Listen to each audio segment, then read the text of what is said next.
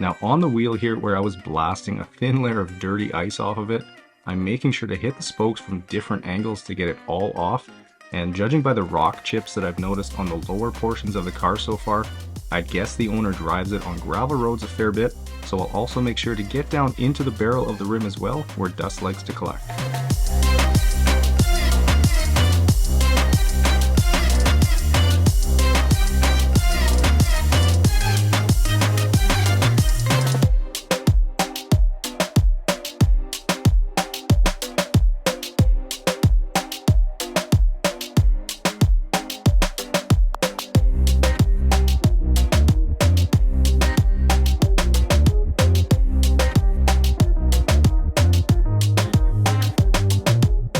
Moving to the underside and seeing how low to the ground this car is, you definitely have to wonder how tricky it might be to navigate winter up here in Canada, even with winter tires, but I've still got room to get the undercarriage washer underneath and get all the road salt sprayed off. And if you're curious as to where you can get one of these undercarriage sprayers, well, I've got the link down in the description for you, and they're pretty inexpensive for the peace of mind they give you.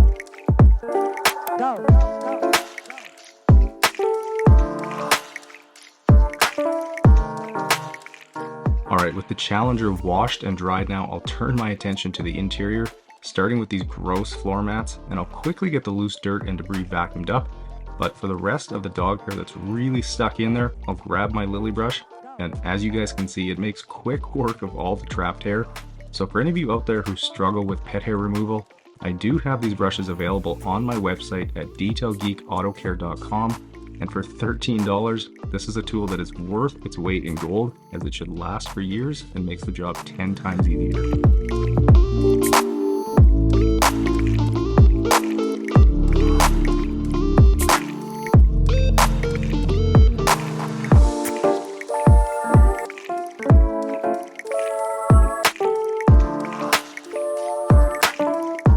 Moving up to the driver's mat, which was easily the dirtiest of them all. And if you've ever wondered why I typically pressure wash floor mats rather than extract them, well, it's simply because a pressure washer does a far better job than an extractor alone ever could. Not to mention it's far quicker, although the only situation I'll just extract mats is when they're only mildly dirty or dusty, but if they're worse than that, then the pressure washer is the way to go.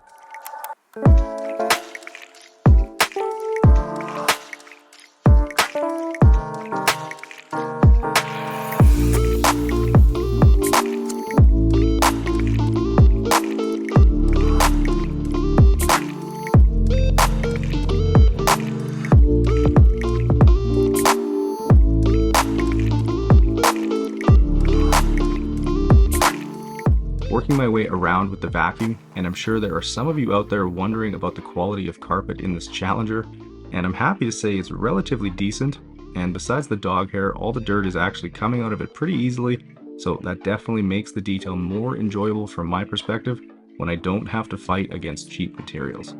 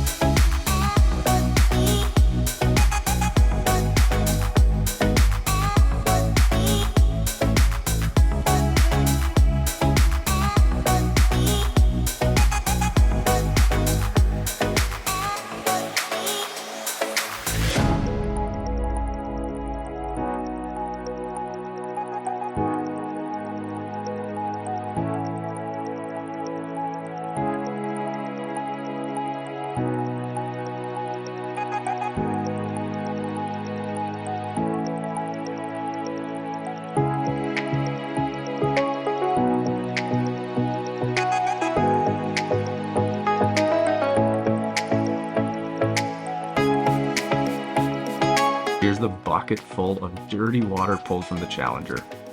Gross. A helpful tip for that little indent in the weather stripping around doors that always seems to collect tons of dirt and pebbles is to just blast it all out with steam, and as you can see, it only takes a few seconds.